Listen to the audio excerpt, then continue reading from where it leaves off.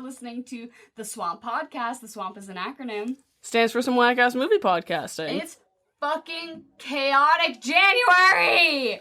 Motherfuckers, and we're starting with a fucking chaotic episode to kick off this chaotic month. We've decided this is our theme, is chaos, because just because it's a new year doesn't mean that things get any better. So, we're here with a guest. Hi, I'm Joey. We've watched probably the most chaotic movie we can muster with our brain cells. It hurt to watch it again. I've watched it several times. Yeah, at this point. So here's the thing, is that I know both of you have watched this before. I've never watched this, but Joey, I do know that you have a particular kind of trauma. Yeah, you have a past with this movie.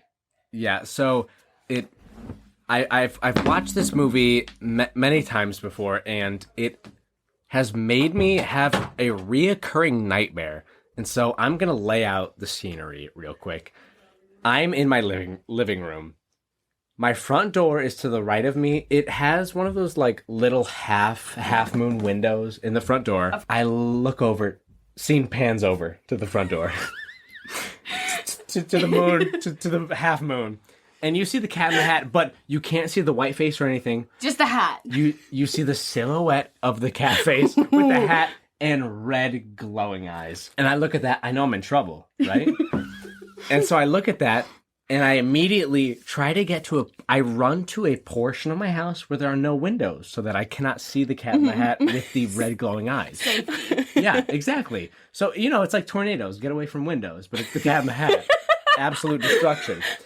And so you get away from him. But then the really messed up part is as soon as I get away from all the windows, all of the walls, his hands with those little gloves. Oh my god. Four fingers. Hundreds of forefingers reaching out from the walls, and they grab me and they say, "Your parents are dead. Your parents are dead." And then I wake up in a cold sweat and I look around for the Cat in the Hat, but alas, it's never there. It's a dream. So you said this is recurring, as in like from ages what to what? Like... So since I would say since I started remembering dreams, so that's maybe like 6 to 8 maybe. And the last time I had it was yesterday.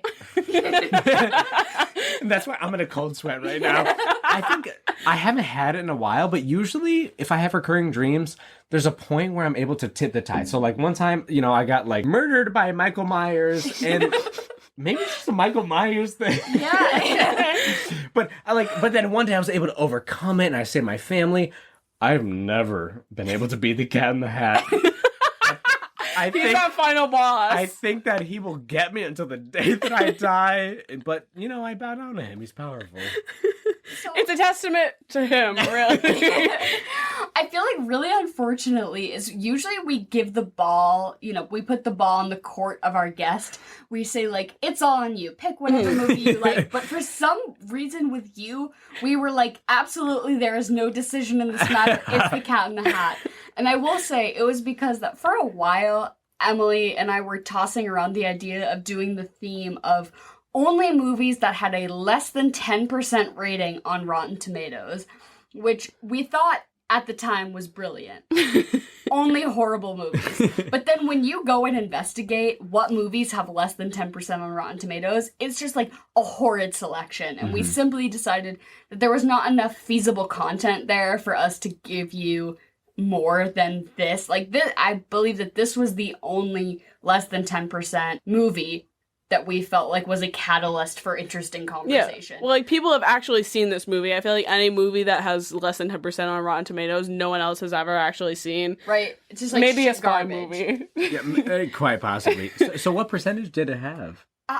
I feel like we specifically were rotating the idea of the conversation of less than 10% around this movie specifically, because I think it was like 9 or something. Like, it wasn't too much under 10, but it was less than 10. Like, 9% audience rating or critic rating or But like, even, like, this came from such a major studio. I feel like it has so much nostalgic value because I was watching this and I certainly haven't rewatched this as an adult in any capacity, but like rewatching this, it unlocked a flood of like, oh, I thought that was hilarious as a kid. Like certain moments that I remember, like when he does the little machine that stucks the thing on their head and says whether they're fun or not, I like fully was like, oh yes, I remember thinking that this was absolutely genius as a kid. And for some reason, I think that the direction this movie did not stick with any adult ever, but for some reason stuck with every like 7-year-old in 2003. Yeah, because I think that kids are able to like stick like if something fantastical is presented to them, they immediately can just grab it and be like, okay, I'll roll with this. But like that's not a thing with adults, and that's why that did not stick with adults. Here's the thing, is that for me, I kept comparing this very much to another Dr. Seuss book to movie adaptation, which was The Grinch.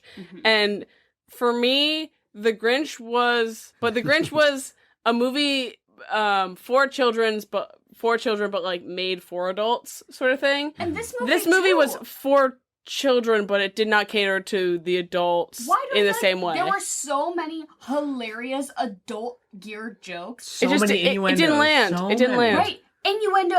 You don't think it landed, but and maybe it's only because I have nostalgia for it that while watching this as an adult, I was like, oh my god, these like Vietnam War jokes are fucking funny.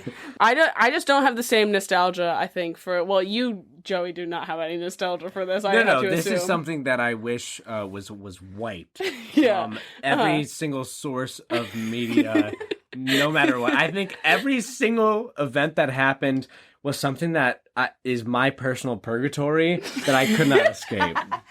No, and this is really interesting. We have 3 perspectives, because I honestly remember this movie quite fondly. And rewatching it, I was like, oh, I remember specifically thinking that Alec Baldwin being covered in purple goo was hilarious as a kid. And so that was funny to me, and then you were like traumatized, and then you're completely new to it. So, but this was, we figured, kickoff, chaotic January with, I literally cannot think of a more chaotic movie than the live action 2003 Cat in the Hat. Do you want to recap it? Because if you haven't just fucking read The Cat in the Hat, that's fine, really, because this movie takes a lot of liberties.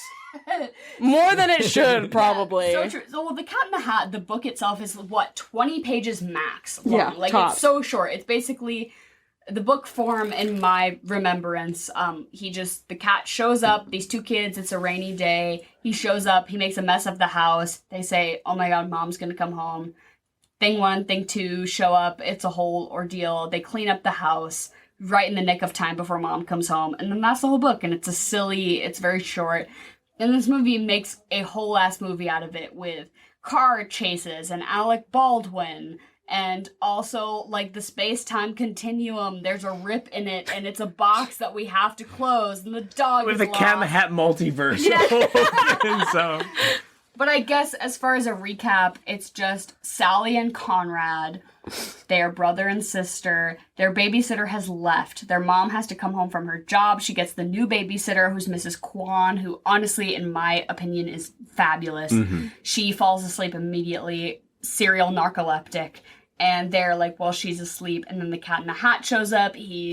Honestly, he's giving big serial killer vibes. He's like under the bed, in the closet, like just terrifying the shit out of everyone. It's Michael Myers. It's honestly horrifying, furry vibes to the max. And then he's like, well, we're gonna do some crazy shit. And they're like, that's so fun. They jump on the couch, thing 1 and thing 2. They make a mess of the house. They're like, mom's having a party tonight. It's not cool to make a mess of the house. And they're like, well, we'll figure it out eventually. Alec Baldwin is the boyfriend. He steals the dog. They have to go find the dog. They go in a car. Who's driving the car? Everything is so quirky and wonky. Oh my god. And then they end up getting the dog and then they go back home. But then the box that shouldn't be open got opened and there's weird goo slipping out of it. And they have to close the box. And then they end up closing the box. And then, oh my god, but the house is a mess. And then the Cat in the Hat is like, this was my plan all along. I am such a quirky and fun guy. And then they close the box and then they clean up the house. And then the mom says, oh my god, you guys are so great. And then the Cat in the Hat leaves. And then they have a great party and everything is wonderful. And that's the movie. But honestly, in between, this movie, it makes me feel like I'm on fucking crack. Like, this movie makes me feel like I've smoked crack cocaine. Here's the thing. is that we watched this movie, maybe it ended maybe an hour ago, and I am already slipping on everything that happened. Every detail has left my brain. I think there were like 8 acts within the movie. Yeah. Oh, yeah. That I can remember maybe 2 of them from the beginning, but the rest of them just such absolutely crazy asinine shit as that. And would you believe it if I said that the guy who directed this movie, this is his one and only work? No. Yeah. That so adds up. Nothing prior, nothing My since. claim to fame. Yeah, just the one, the Cat in the Hat movie. Is the Michael Myers Cat in the Hat movie. Here's the thing, is that I have never done psychedelics, and this is the closest thing I've ever done to, like, Right. like, tripping. Is like, when you posed to me, like, Chaotic January, I was like, what movies make me feel like I've done ketamine? Like, straight up that I've shoot ketamine into my veins. And this is the, like, absolutely, without a doubt, this is the first movie that came to mind. So it's why we had to do it first. This movie makes me... What the fuck is ever going... Like, Yeah. I tried to summarize the plot as basically as I could, and there's 8,000 fucking things. There's a fish that talks, who's, like, rhyming and also in charge. But he still talks after the cat leaves. So it's not like the cat leaves and the magic is gone. He just chose because to the start fish talking. Still talks. They do a cooking show parody at one point. Did I miss that? They Yeah, speak and then into the cat chops off his own tail. I did actually miss but that. the cat in that part of the movie talks like Shrek. Yeah, he does an accent, and it's very Shrek-esque. Oh, Christ. But it's also, they go to a birthday party, the cat pretends to be a fucking piñata, he gets hit, and he's, like, sexually into Gets it. beaten within an inch of his life. Right. I gotta say, this movie, you say it's not for the adults in the way, I think it really was trying to be what The Grinch had done previously, and I just think it was maybe too much, because the jokes, he's like, a hoe, oh baby, I love you so much, or something like that, you know, the jokes were, like, too much. It's either like on one end of the spectrum or the other, and it's for the kids or it's very for the adults, and that's it. There's no middle ground here, Well, it's like which makes it you're either 8 or 23. That's what makes it so chaotic, I think, is because it can't find a balance. It's a lot. I think they disguised it too well as a children's movie, because I think they marketed it very well as a kids movie. Like, I remember getting Happy Meal toys, like, from this movie. I remember playing the web games from this movie. So I think that they just went way too far with the kids, and so then the adults, like, lost any contact at all with the movie and, like, didn't even care to pay attention to the adult jokes within the movie. So I know that I was reading some factual information based on this film because I just needed to be grounded in some sort of reality, right? And so I guess that Dr. Seuss's widow saw this film and was so disgusted by what she saw that she then, like, filed a lawsuit or, like, a claim or whatever that every Dr. Seuss-based movie from here on out had to be animated and not live action. Wow. Because she was like, this is fucked up. She's like, this is not, like, what it is. Which is crazy because The Grinch, I feel like, went over so well. It went so well.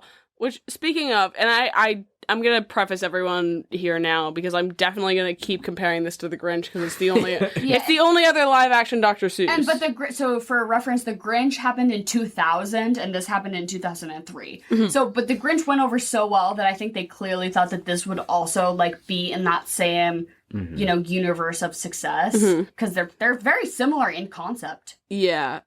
So what I want to ask in pertaining to, like, both The Grinch and this is, do you think that Mike Myers also needed, like, CIA training in the same way that Jim Carrey needed CIA training to get into, like, the Grinch suit? Because it's pretty much the same suit, right? I love this because I put the same note down because that's one of my favorite facts that you've ever imparted on me. Oh, yeah. Is that, like, Jim Carrey needed to go through full CIA, like, military training to be able to uphold the Grinch suit, because that's how heavy it was.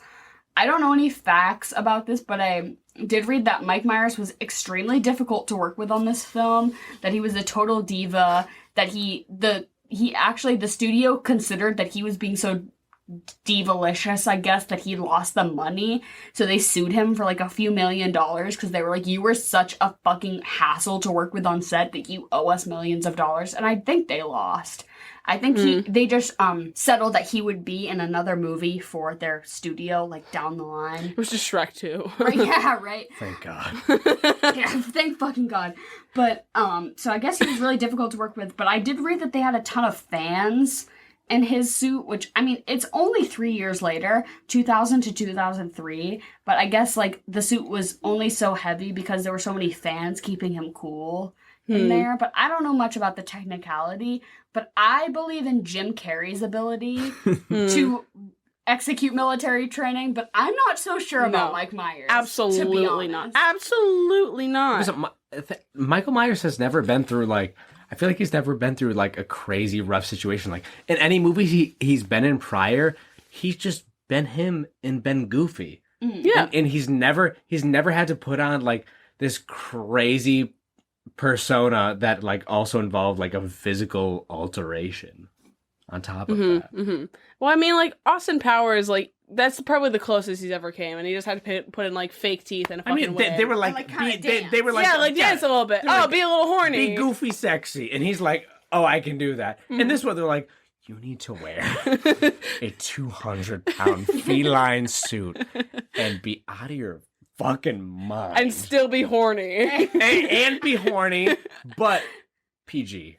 Yeah. He's like, how do you expect me to do all of that? I'm just a man. Yeah. No, but I guess that they had already planned for a sequel. Like, they were like, oh, clearly this is going to go over great. There's a book sequel as well. It's called The Cat in the Hat Comes Back, you know, so there's a book sequel. So they were like, well, logically, we'll make a movie sequel. But it was Dr. Seuss's widow who nixed vetoed that. it. Yeah, she basically was like, you know, here on out, this will not be the case. I'll say a modern hero.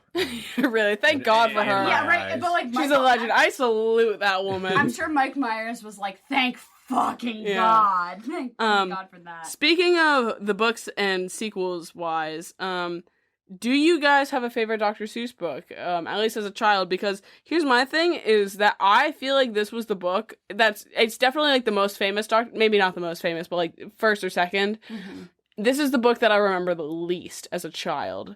But what was your favorite Dr. Seuss book? Because I will tell you right off the cuff that mine was One Fish, Two Fish. One Fish, Two Fish, Red Fish. Go Dog Go was actually, I lied. One Fish, Two Fish, second place. Go Dog Go was my absolute shit. That was a very good one. I like how they ended up in the tree at the end. Yeah, right? That was very nice. Yeah, just very lovely. Was this one called Pop on Top, or was that just Hop on Pop was a different book. Hop on Pop. Hop on Pop, yeah. Hop on Pop, I loved very much. I like beds. I liked all the fancy beds in that book, and I thought that was a very good book. I know what I would say is my least favorite. Tell me. If I'm gonna be negative Nancy, as I typically am.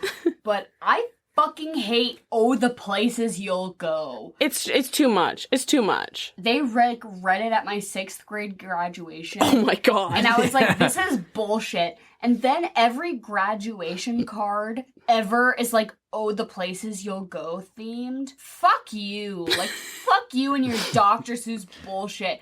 Come up with something original. Jesus Christ. It's like, I'm graduating from college and you're giving me an the places you'll go card. I'm gonna kill myself. But I will say, I love the Lorax. Environmentalist queen. I like the Lorax, and I'm always exposing myself on here as a Tumblr baddie. Please. Back in the day. Say more. Say more. But, so the Lorax, post this movie, the Lorax had an animated film, if you're, familiar. Yeah. I think it was about, for sure. mid-2000s. And Tumblr, for some reason, got this weird sexual obsession with the Onceler, who, just had emo. Is the emo boy? Skinny white boy with emo hair. Oh, my, absolute obsession over him. Yes. Oh, my God. The grip. Right? And I didn't get it, but I enjoyed spectating on it, because I would say I was maybe in 6th grade. And I remember being like, this is weird, but I want to watch it happen, right? And so all these people like thirsting over this like animated character who is just objectively not sexy, and like just thirsting, and I'm like oh, so this is what it can drive people to. Yeah. The word like that's out of all like the animated sexual awakenings you can have. That's probably the worst one I've heard. The Onceler, are you kidding me? But I will say I do like the Lorax. That's a good one. I think I discovered the Lorax through Pop Tropica. Because when Pop Tropica had like, don't get me started on Pop Tropica. When Pop Tropica had like, it would have ads, it would have like, like different Lego Bionicle, Lorax, like whatever was just like very prevalent during the time. They would have like that little like cave you could go into that would be like in that universe, and you could get a special item. And like I discovered the Lorax through that, and I was like, oh, maybe I should watch this movie. This little orange guy looks kind of cool. I think I should watch him. And that's how I watched. Just turns out bitches on Tumblr are acting so horny that we just have to include this bitch in our video game. I also liked Horton Hears a Who a lot. I never saw that one. Oh my god. He was, Horton, poor baby. Right. Well, like, not necessarily the movie. I don't the book, though. The book, he heard the Who, and he had anxiety, and I related to that as a child. I was like, me too, bro. Yeah. I hear voices, and I am also anxious. That's, like, such a prevalent, like even, okay, I know this is kind of whack brain here, but, like, so many scientists, they discover such whack shit, and then the community does not, like, listen to them for, like, let's say, like, 50, 100 years. And that's Horton. That's Horton. Yep. 110%. Believe women. Honestly, the Marie theme is Curie. believe women. Not only in science, but also just in life. When they hear a Who, it could be important. Listen to what they say. Oh my god. I always feel like I have this habit of like pointing out on the podcast where something we're covering has some connection to being something problematic. We have to address that. And I have to address it, but I'm like not going to talk to it on any sort of educational level because I'm just not that smart. But I do have to say that we do recognize, like, just know that we recognize that Dr. Seuss is not... has done some really problematic shit. I used to work in a library. We didn't ban the books. We just put them in a special section where you had to like sign them out to take them locked out to make sure you're not like a white supremacist, but or like, whatever. But it just, I understand that Dr. Seuss has written some books that have some really problematic racial stereotypes in them and therefore kind of decredit his whole body of work because he was probably kind of a little bit shitty. Yes, I know this to be true. I'm not smart enough to say anything beyond that, but I just wanted to say it, to put it out there. We know that this source material is bad. The Cat in the Hat is probably not the best. But this movie is the most chaotic movie we could find, so simply we must cover it. And also, I feel like I had this on DVD, and I really watched it until, like, not a ton, but it was one that I would, like, be with my cousins, and they'd be like, we need to put something on to entertain the kids while we all kind of drink and hang out upstairs. Good cousin movie. Yeah, right. And so maybe that's a theme. Cousin movies. Like movies you specifically watch with your cousins, because I feel like I only watched this like not at my own house. It was like my parents were like, drinking wine upstairs and like having a good time, and they're like, yeah, we need to entertain the kids, so let's put on the Cat in the Hat. That's a good 80 minutes.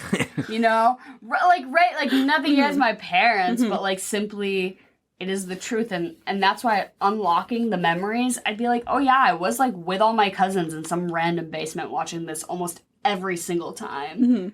One thing I will say, and just because we always get into the casting of this movie, is that Dakota Fanning was fucking booked and busy. I would say so is Spencer Breslin at this 100%. time. I didn't even realize he was a Breslin. Until you just brought this up Right. like 2 hours ago. These two child actors, I feel like they were at their peak, and this movie had the budget to get them, clearly. Oh, yeah. These were probably the peak two child actors, and they tried to make Spencer Breslin to be like a rambunctious boy, like he needs to go to military school, basically. And I just don't think he fit the part because like you seem too precocious and like book smart. He always played that like kind of, I don't know, a little too wise beyond his years a little bit character. And I didn't really get that from him here. They tried to do it in Zoom as well. The movie Zoom, starring him as well as Tim Allen. When was that the superpower one? Superpower, yeah, the super. Yes. And he could blow up his limbs. Yes. That was such a wild movie. Yeah. But like, I feel like in The Cat in the Hat, I feel like they tried really hard within the first 5 minutes to paint him as that, and but directly past like the 5 or 10 minute mark, it was just like he's just a confused kid, and that was it. That's a child. That's just a child. Yeah, they just completely dropped off of this like he's a bad person. Right, or just like he's like a naughty kid, right? They're like, oh, he's always breaking the rules. We need to send him to military school, and his sister is so good, and she only kept up that act. I'm gonna say you said there are 8 acts to this movie. Yes, I'm gonna say she kept that up through like act 3? 3, yeah. Yeah, because she started jumping on the couch, and then the things came, and that was when she lost it. And she tried to be a good Two Shoes, like maybe in hindsight, but like honestly, I don't know. I don't think this script had enough structure for these kids to try to like portray the sort of stereotypes that they were Absolutely given. not. Do you think they even knew what was going on for the entire? Because like you don't film a movie like in like sequence. You know what I mean? Yeah. It's just what happens. Like, you're gonna come in today, jump on a couch, and they're like, Oh, yeah. You're just 8 years old and doing whatever the director says. Like, I would have no idea what movie I just started. Snort this Cheeto dust and jump on the couch. Okay. I agree. I signed a contract. I was just about to say the name Dakota Johnson into this microphone to describe this child. That is simply not the truth. Fanning? Dakota Fanning. Yeah, that one. Yeah, not 50 Shades of Grey. Dakota Fanning. Looks like she bites. And I know you said this about Lucy, and it's like a little less so here, but I'm like... Well, Dakota she just doesn't have like the same sort of like big teeth. She's just got like the teeth that have like the real like the gaps. She's got the gaps in between. You know what I mean? Teeth. You're gonna have like very distinct marks. It's like you know how when they they have to identify a body by like their teeth sort of thing. Okay. Dakota Fanning, they wouldn't even need to do like compressions of her teeth. They just look at it and go, oh, wait, no. We know her. Listen, stop the fucking tracks. We know who that is. Yeah, that's Dakota. Trust me, we get it. Do you want to know something crazy? Yes. Well, it's not really that crazy, but my dentist who does my teeth... Oh, you told me about this. Identified the bodies at 9/11 using their dental records. You got a premium dentist. Yeah, my dentist was on site at 9/11 IDing bodies based on their teeth. So that's a really, I always just like to whip that out because I don't have many interesting things about me, but at least my dentist is really cool. Your dentist get in that position. Why did I feel like that was relevant to bring up? Sorry, I'm fucked up. I literally any given opportunity to talk about my cool dentist, I will, and nobody cares. I was gonna say, you did tell me this like 2 weeks ago. Yeah. So, can we please talk about Paris Hilton? I was gonna say, Paris Hilton is For in the this movie! love of God. I have seen Paris Hilton in many places in my life. Not like physically, but through media. I would have never expected, and I certainly did not remember from my nightmare childhood viewings of this movie, that Paris Hilton was in it being admired by feline Michael Myers. What's that about? Beautiful. There's like a party scene, right? And they go into this weird cave. it's a club. And It's yeah, fully like a club, an underground It's a club. Cat in the Hat club. Like a club He scene. owns it. And she's just there, but they don't address it and then they leave. And I think it's like a fun, I'd see another fun shout out for the adults. I think it's just... That was the most, honestly, like, there are so many jarring parts about this movie, seeing it for the first time. That was the absolute most jarring part. My jaw genuinely dropped. My hands went up in the air. I screamed, Paris Hilton? Why? I could have never, in every single twist and turn that I could have maybe thought about for this movie, I would have never in a million years guessed that I would see Paris Hilton here. And she was on screen for maybe 2 seconds. And that was enough. And it was glorious. And you could, and you could see she was glowing in her raw energy. That was Paris Hilton. That what wasn't playing a part. That was just Paris her. Hilton. Yeah, they put on some music. She was swaying her hips. Yeah. That's you. Yeah. All right, job. Paris. Is there something about being so iconic that you can just book roles where you just have to show up and be yourself? You're just you. For 10 seconds, like not even. They're like, I bet she was maybe the highest paid person in this whole film. Is that she showed up for 10 seconds to be herself and left, and they're like, the adults are gonna love this. And that was all. That was that. That's all she needed. That's 110% right? all she needed. All Paris Hilton has to do is show up and then leave. And that's it. But I think in cultural relevancy, I do believe she got married. Like, she did just get married. a couple Yeah. weeks ago. Yes. I remember seeing a thing about her being like, I would see House of Gucci, but I'm on my honeymoon. I'm on my right? honeymoon on a private island, and the only place it is playing is in theaters, so I will not be seeing it anytime soon. And I said, she's still iconic. Just as iconic the day she started in Cat in the Hat. Right, I love to hate on Was she on the capitalism. red carpet for Cat in the Hat? I fucking hope Oh my god. She's hope wearing the so. Cat in the absolute Hat, most during the Cat in the Hat Red premiere. carpet? Are you kidding me? What You did you Michael bet. Myers You wear? bet. Michael Myers arm in arm with Paris Hilton destroying the red carpet. You bet it happened. Spencer Breslin wearing some. Okay, he's fully wearing gauchos. Did you have gauchos? I did not. In the early 2000s, you didn't wear gauchos? I don't think. I mean, I probably did, but I don't know. I definitely had those plaid shorts that every single girl had, That's or true. capris. You know what I mean? Did you have gauchos? No. Okay. I guess Did you? You- It this sounds is a like bit- you had gauchos. This sounds like a very personal thing. I had gauchos. Was it okay? I can't say it was just me because we simply, as like an early 2000s reminiscence, I know that my gals out there, My gaucho. my gaucho gals, my gaucho gals out there, like it was just Gorgeous girls wear gauchos. Oh my god. You can't do that. Okay, $10.99 a month to join the membership for the Gaucho Gals.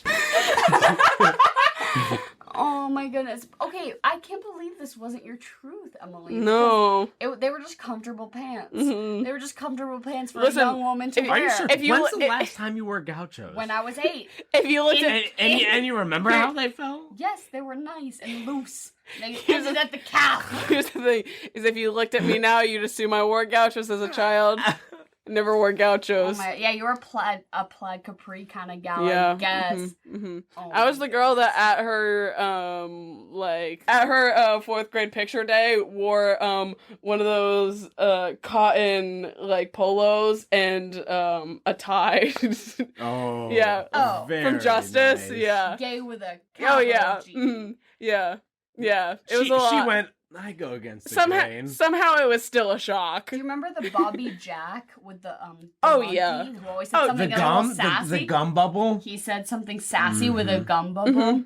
Yeah, for sure. I guess, okay, I'm the only gaucho girl here, Yeah, but no. Spencer What did you wear as a child? Because I want to know if we're all like exposing fourth grade, ourselves. like fourth grade outfit. Okay, so fourth grade, at that point, I would have had very, like centimeter thick hair, like a military,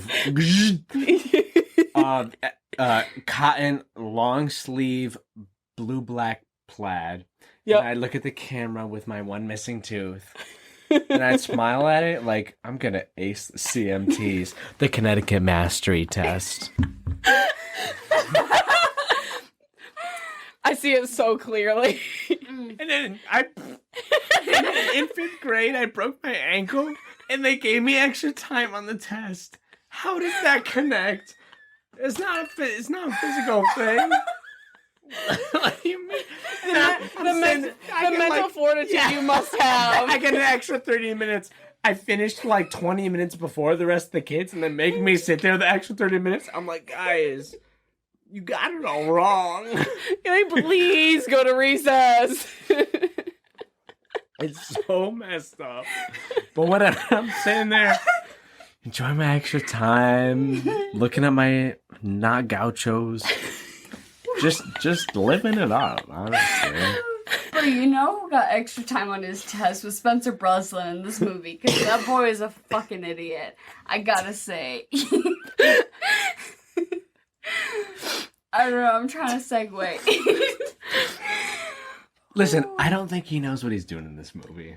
I don't think anyone does. Well, when you're fucking 8 years old, you don't know what you're doing. When you're 8 years old and Michael Myers is screaming at you, what do you do? Honestly, I give him credit. I give him credit Right. for standing up to the man. Mike Myers is screaming in your face, and he's like kind of horny about it. It's a lot to deal with. And you're 8. Right. You're 8. I don't know what's going on. And Mom's you're gonna 8, be mad at you're me. wearing gauchos, and you're a bad boy. Honestly, I'd like to think that these two child actors improv'd this whole movie. Right? I don't think. I They don't. let them loose on set, right? They're like, you're renowned. Yes. At this time, both Spencer Breslin and, again, I was just about to say Dakota Johnson, Dakota Fanning, are both, respected actors in their own right. And they were like, you know what, you guys got this. Act like siblings. You're the naughty one. You're the precocious one. You get the type. Uh-huh. And then Michael Myers scares the fucking shit out of them. And all that dialogue just occurred to them naturally. Yes. They were simply like, we must clean the house for Mother. Yes, the fish is talking. By God, what do we do? It just, Can we talk about thing 1 and thing 2 in this? Because to me, they're the most terrifying part of this movie besides the cat. Why? The cat's like not that bad for me. The thing 1 and thing 2 got So me bad. fucked up. body horror. Why did Michael Myers say it was okay to call things chocolate thunder?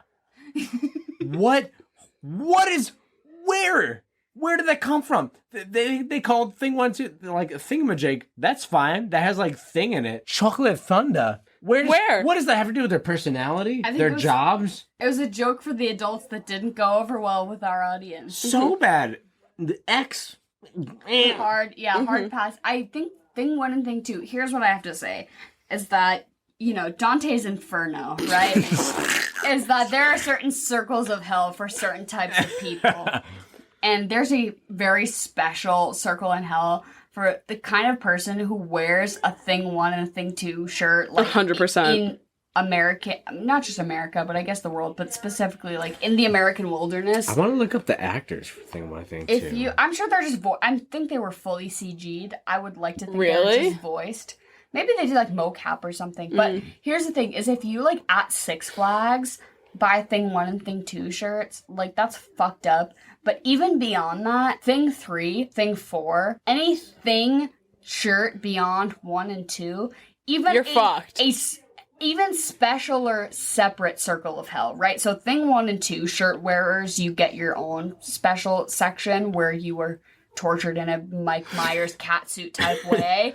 But like people who wear thing whatever, like sexy 1 and sexy 2, no, there's a subsection for you that's like waterboarding. Like worse than waterboarding. I can't even come up, like my brain is not capable of coming up with something bad enough for the kind of person who wears a thing whatever shirt that's not even canon within the film. There's not much to say about it. It just sucks. You suck. You fucking suck. I'm just specifically talking about like t-shirt wearers. But Yeah. the characters within the film. As someone that's like a twin as well, my fucking nightmare, my absolute nightmare. Thankfully, I've never in my 22 years, In your 22 twin years. been put in one of those. But it was more than I could even begin to handle if that was the case. Okay, so you pulled up a photo, and it's clearly a mocap situation where it's either mostly like makeup or like makeup plus mocap. Taylor Rice and Brittany Oakes. Thing 1. They're and thing not 2. twins. No. They're not even Completely sisters. different.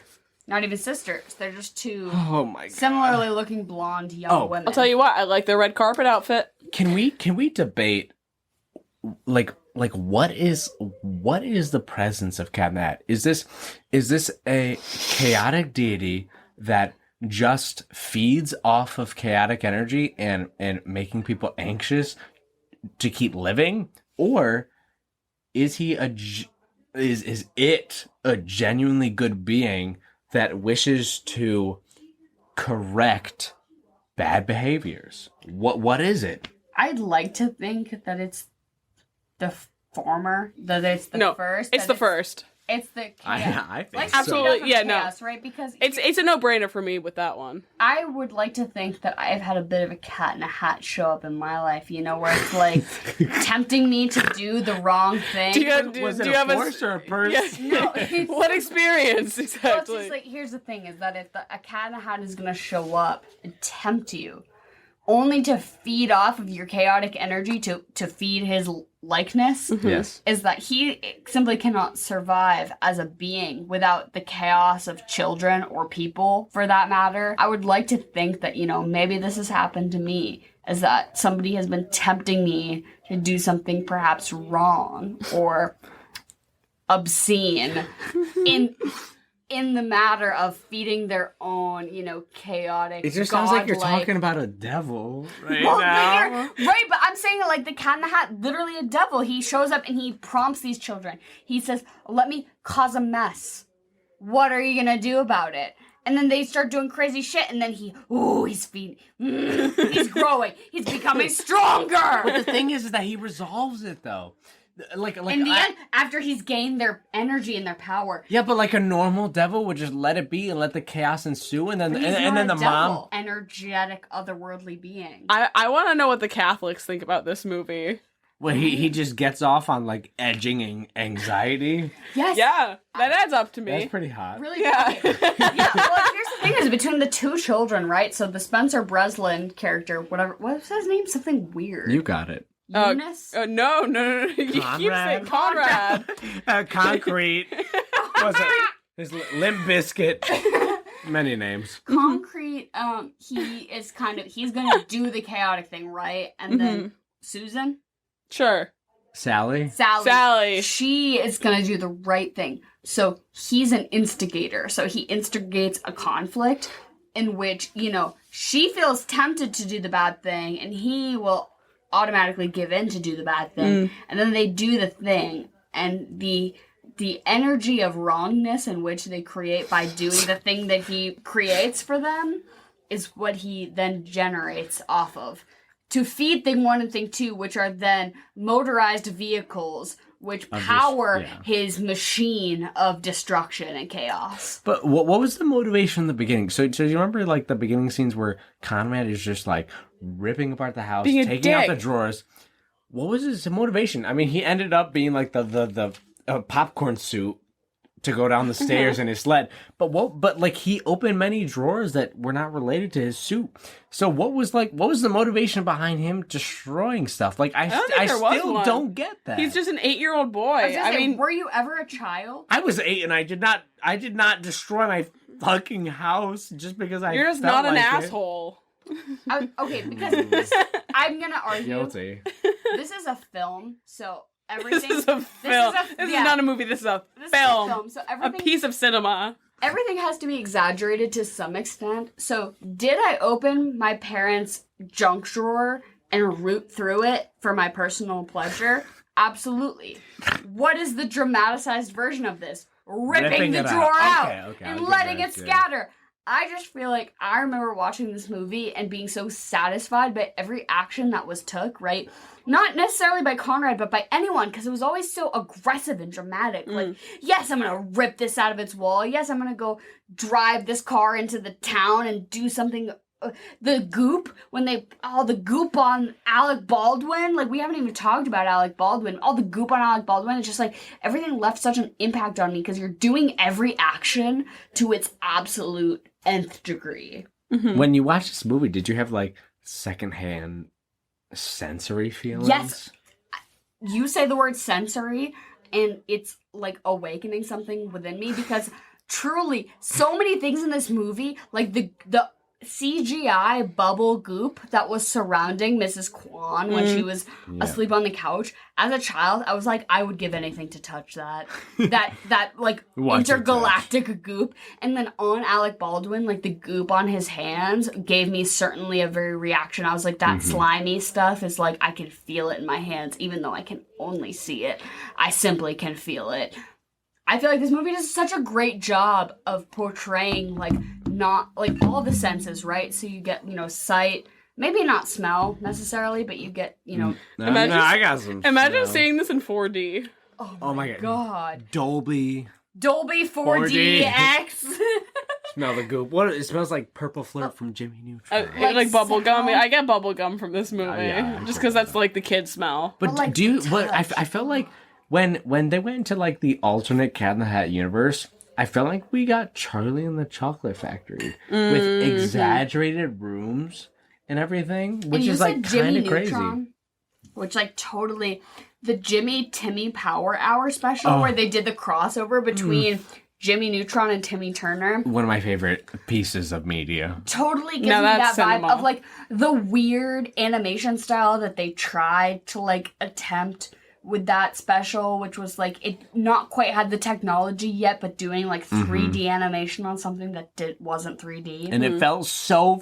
You as a kid watching it, you're like, I feel uncomfortable, but I like these shows, so I'm gonna keep watching. Yeah, right. But like it was, but I think it was so good. It got us out of our comfort zone and like served a purpose. subjected us to watch this. And it was like I think it was so good of like taking media that you're comfortable with and just jettisoning it, jettisoning it Yeah, into something you're uncomfortable with. I'll tell you what. I thought that was so good. that's what this movie did. I was Listen, very comfortable with the Cat in the Hat books. I was until I saw 3D Michael Myers. I'm like, extremely uncomfortable with this. Is Michael Myers a furry? We can get into that now. Should we jump into our regularly scheduled programming? Yes or no? Yes. So I would argue that the three adults of this movie are the mom, Alec Baldwin, and the Cat in the Hat. Would you disagree? No, you're not wrong. You're so not wrong. I just don't want to have to say if I'd fuck the Cat in the Hat or not. Can I disagree on it? You can Yeah, disagree. please. I think the cat. I'm sorry. I think the fish has to be included in there. Oh, So are we discluding the mom? No. who do you feel like's the most wait, prominent three? You said cat, mom, Alec Baldwin. Yeah. I would get rid of Alec Baldwin and put in the fish. So mom, Alec Baldwin, and the fish. No, mom, cat, and the. Oh, mom, cat, and the fish. Okay. So either way, I'm gonna have to say that I'm getting involved with one of these animals. No, and honestly, I like that you bring up this compromise because before we even began this journey, I said, am I gonna have to admit that I want to fuck the Cat in the Hat? And simply, here I am going to do it. So I'm gonna... He's a freak. He's like, off the bat, he's a freak. They don't even try to hide that here. Yeah. So you have every You reason. could get down. But... Yeah. You could be the hoe. Then again, but although I think about this objectively, I'm gonna fuck the MILF, right? What's her name? Yeah. Connie? Sure. Shirley? The mother. Karen? I don't know. It The doesn't matter. mom. Lila. The mom. Like a MILF figure in a wig, I'm simply going to have to bang. That dress she wore for Hot. the real estate party. Polka dot dress. bohongalonga doo. What do you mean? So good. And so, like, if she's an option, yes, she is my fuck. And then we're talking between the cat and the fish, and simply the fish has shown far more logic and will be a better lifetime partner. I 100% agree. And so I'm gonna marry the fish, and I'm gonna fucking kill the cat in the hat. Whatever consequences may follow are mine to deal with. You're gonna be damned for eternity. Right? Yeah, but I think you're gonna be put into like some special part of the a afterlife. Sisyphus situation. Where I'm honestly. in the box dealing with the goop.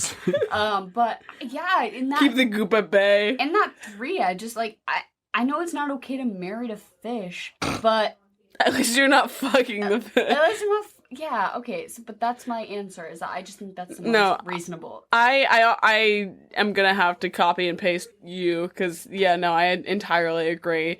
The cat and I would not get along for a minute. There's no way I could marry or be in any sort of intimate situation with the cat. I could definitely with the MILF, and you know what? The fish, easy. We'd live a simple, lovely life. What about you? I would fuck the cat in the hat. You have taken a hard pivot from being absolutely No, petrified. okay, different. I'm gonna have nightmares tonight, but I'm trying to separate my thoughts right now. From the nightmares that I will have. Good and fair. I will fuck the cat in the hat as long as he does not have beady red glowing eyes. As long as he doesn't kill your family. As long as he looks like he looks in the movie.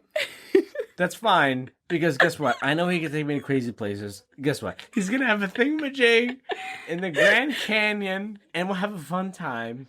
That's fair. Listen, I'll tell you what, you are going to have He's going to take me to the Taj Mahal. You're going to have he's going to throw, I don't even know, like a dart at me, and it'll turn into a party. You'll have the craziest time with the Cat in the Hat. I just don't know if I will I'm marry the MILF. Yeah, good call. Because guess what? She loves her kids. I think she's a good person Here's at the thing. heart. I can't deal with her kids. Is if you marry her, you also but they're come good with the now. kid. You don't have to worry about bad kids. Are you ready to be a now. stepdad? Yes, I am. I think you'd be a good one. Thank you. I've been thinking about life lessons that I teach children, and I mean I get anxious at times, but I've been thinking a lot recently, and I think if I took it slow, I could really teach some good things. Past that, I agree. I would kill that fucking fish. Because guess what? No one likes to kill joy. That fish would be up my arse 24/7 saying, you cannot do this. You cannot do that. Guess what, fish? I can breathe. Period. That's honestly one of the most the most soundly argued answers we've had. Very well thought out. Okay, you do bring up, though, you said something that really reminded me of the cooking show aspect. And here's the thing, is if the Cat in the Hat were my life partner, that we could do a little bit, the two of us, where he can, multiply his entity, yes. right? And we can do a cooking show where, he puts on, a Rachel Ray-esque cooking show to cook us dinner while him and I also sit in the audience and watch. And that's my literal dream. Is that I want every meal to be a production, and I want it to be on the Food Network. So, he multiplies by 4. We do Chopped every night. We do Chopped every night with basket ingredients. Right. That's my fucking dream. So, maybe I do marry the cat. Because, right? He can entertain you for the rest of your fucking life. Right, 4 cats doing Chopped while me and also my husband the cat, watch. It could be good. You bring up a fair point. And live American Idol, live X Factor, and you're just sitting in the audience looking at different people doing different stuff. You don't have to subscribe to anything. You just have infinite entertainment for the rest of your life. I don't give a shit about singing. I only want cooking because I want to eat 4 basket What about Survivor? Cat in the Hat, Survivor. Oh my god, Cat. Okay, you bring up a really great point. Cat in the Hat Survivor. Yeah, I don't even have to pay for cable. I don't pay for cable now, but I would continue to not pay for cable if the Cat in the Hat were my husband. So yeah, that's actually that's a really great point. But so do we want to move on to... We didn't eat or drink anything, I think, in particular for this movie. I gotta say, I don't like to endorse drugs, and we didn't do drugs for this, but, this movie makes me want to do fucking crack. Do crack when you watch this movie. Do ketamine, do literal crack cocaine, smoke crack cocaine in an alleyway with your friends when you watch this movie, because that's what it calls for. Tell me I'm wrong! So can I be honest? I think if you had a good sleepy time tea, and you sat down and you tried to watch this movie, I think it would be a really good segue into you sleeping, because it kind of it's very fantastical. The melatonin begins to set in. You're encouraging people to have the same recurring nightmare that you have had. Because what? I'm alone in this nightmare. I need people to join me. You're just looking for allies here. Listen, you think the Cat in the Hat is scary. You see the red beady eyes. Just like me, okay? I need people to help me out here because I'm the only one that's fighting this guy. We need more people on the front to fight the Cat in the Hat. Joey's just trying to create an army. We need non-believers. Right, slowly in your dream, you will gain allies. Thank God, because guess what? I haven't had an ally in fucking 12 years of my life. 12. I'll tell you what, is I have a thought out answer for this one at the very I like your sleepy time tea idea. As someone who drinks sleepy time tea all the time, I fuck with that. I'm gonna tell you to drink what I drank tonight, which was it's pretty much a bootleg version of, and anyone who lives in Europe, maybe fucking in the Netherlands, because this is where I got it from, these things called Desperados. I haven't had them firsthand. My good friend and roommate, Emily Keston, who's been on this podcast, Die Hard. Yeah, went abroad in Amsterdam, and she has enlightened me to at least the bootleg version of them in the U.S., which is pretty much you take a Corona and you drink the beer down to like a little past the neck. You put a shot of tequila in it, and then you put lime juice in it, and that's the best. Why have I not had that? I'll make one for you after this. That's always my biggest complaint about beer is I'm like, not strong enough. No, it's like a juicy Corona.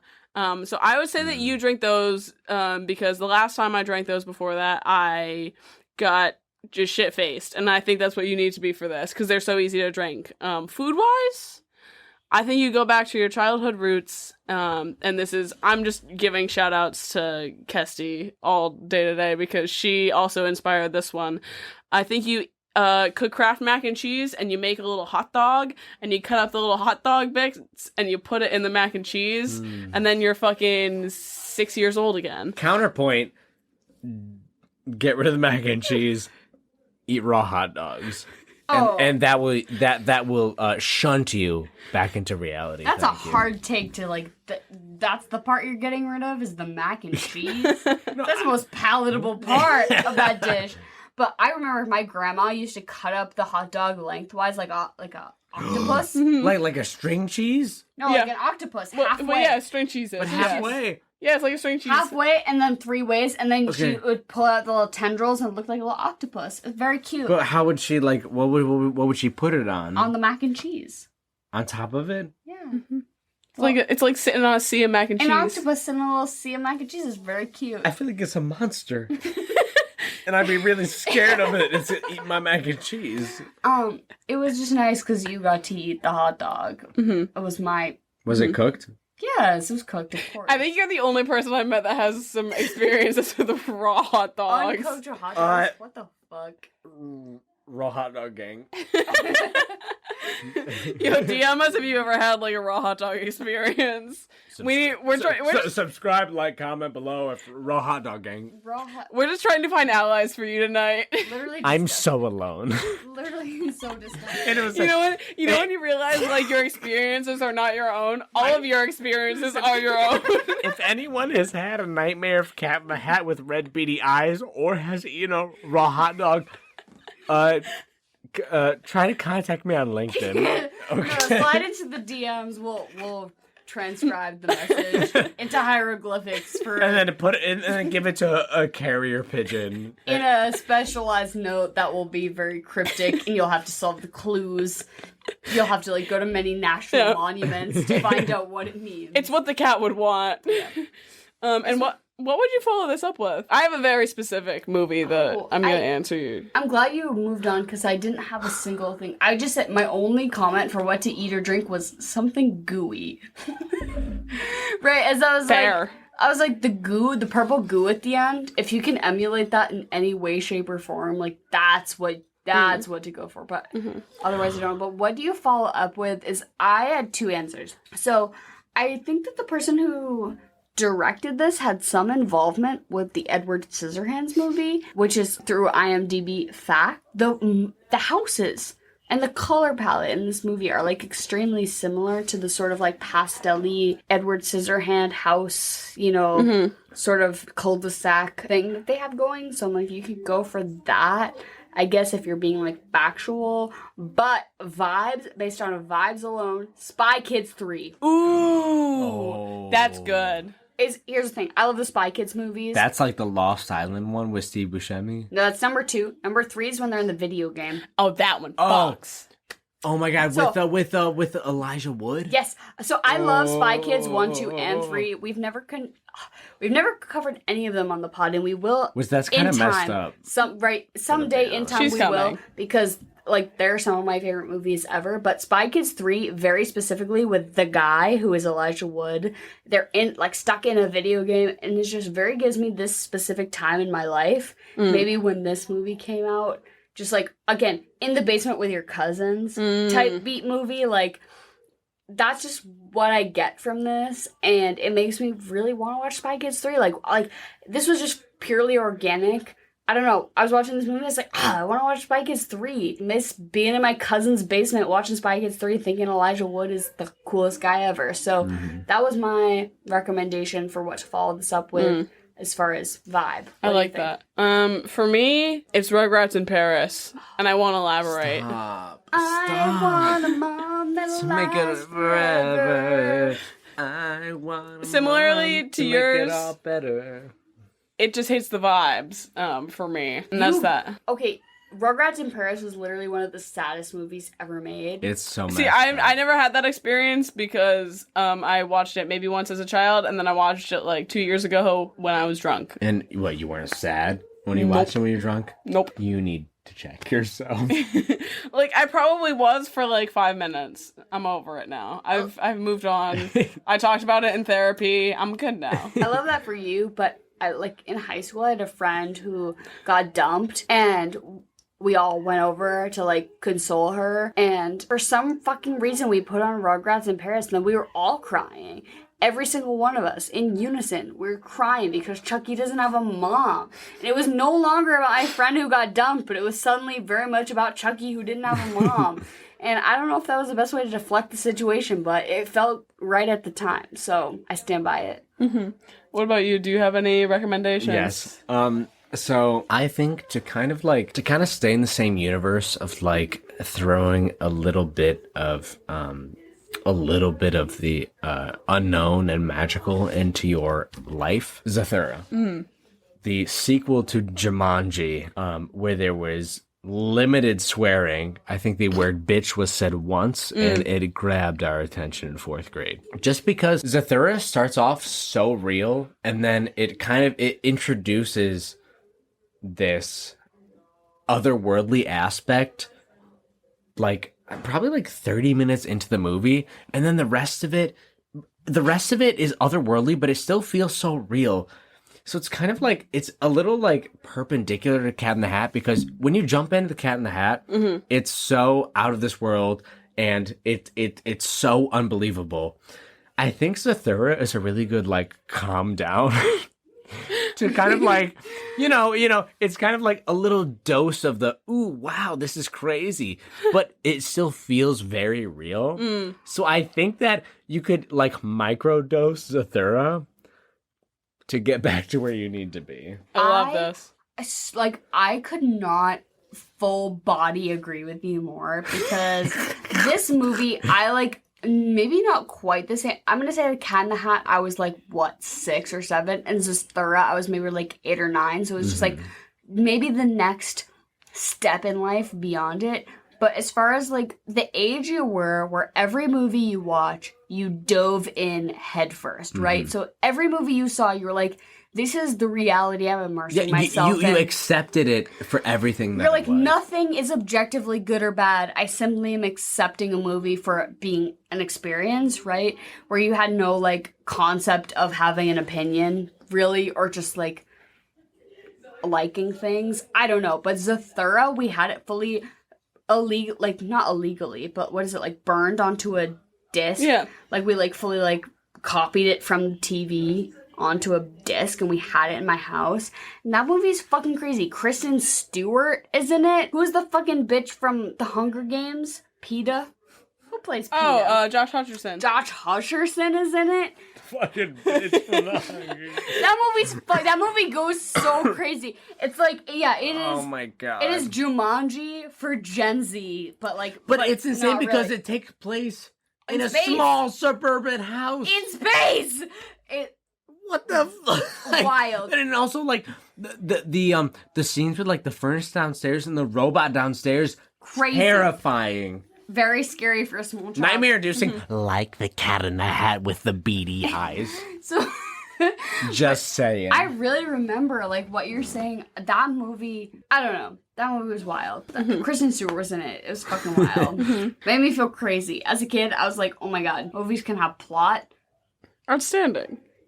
And I feel like I saw that before. I never seen Jumanji, so that was like crazy to me. Yes. And then later in life, I was like, oh, yeah, that makes sense. I think we can compare Zathura and Cat in the Hat's plot because, like, at the end, because I mean, Zathura had like the brothers feuding, and then guess what? In the end, they came together to solve the problem. Right. In Cat in the Hat, we have the siblings that are like completely opposite. We have the stuck up brat. We have the loose cannon brother, and they come together at the end put too. The crab.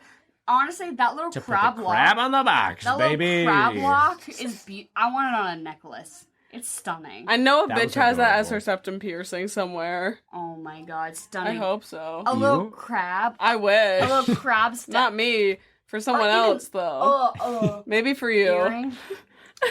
It could be right. It could be right. It would be a little heavy, but, it would be right. Yeah. It would still feel. So what would you rate this movie out of 10? 3.5. Yep. I'm sticking out a solid 3. 3.5. This movie is like entertaining in the way that it was to me when I was 7. And there are a few jokes that penetrated through to me as an adult that I was like, haha, that's funny. They put that in there for the adults. But it still makes me feel like I'm on crack, which I don't like. Like, I'm like literally, you can be straight sober watching this movie and you're like, why do I feel like I'm on something? And it's just, and not even in a good way. You're like in an off way. You're like, I feel a little off watching this movie. It's just not great, right? You know, it's not settling right with me. What about for you? I give it a 2. I don't feel like myself. Nightmares! I watch this movie as a shell of a human being, and I watch it and I remember why I have my recurring nightmares. I see Michael Myers in the Cat in the Hat, and guess what? I don't see that cute white face. I don't see that pearly white face. I see red beady eyes staring at me from the other side of the nightmare realm, and I remember why I wake up in cold sweats. Yep. And this movie sucks because of that. That's fair. That's fair and extremely understandable. Well, thank you for coming on here and reliving your trauma with us. Yeah, thank you for being our only guest who we like fully did not let choose the movie. We simply were like, what's your most traumatic childhood experience? Oh, we're gonna make you relive that like on the air. So that was pretty chill of you because I like being here for the ride. I think it's very important to share my experience emotion, to find out who else has the same experience because I know they do. We'll send them your way. Please, I'm so sad. But thank you so much for listening, as always. Yeah, this was The Swamp. Thank you for listening. All of our social media are in the description below. Just send us your comments on what you want us to talk about. Movies, themes, chocolate or vanilla, fucking whatever. Please DM us. We love it. It makes our day. I promise you. If you're like, oh, I don't want to DM them, I don't want to be annoying. Like, no, you're not. I would cry every time. And thank you so much to our guest for being here with us for Cat in the Hat. I'm sorry we forcibly pushed this on you, but you were wonderful. No, it's fine. I love it. Signing off, Joey. And we love you all. We're continuing on with Chaos Month next week, so keep your eyes out for some chaotic movies we're doing for January, and we'll love you all. Goodbye and good night. All. Goodbye and good night. All. Goodbye and good night. All. Goodbye and good night. All. Goodbye and good night. All.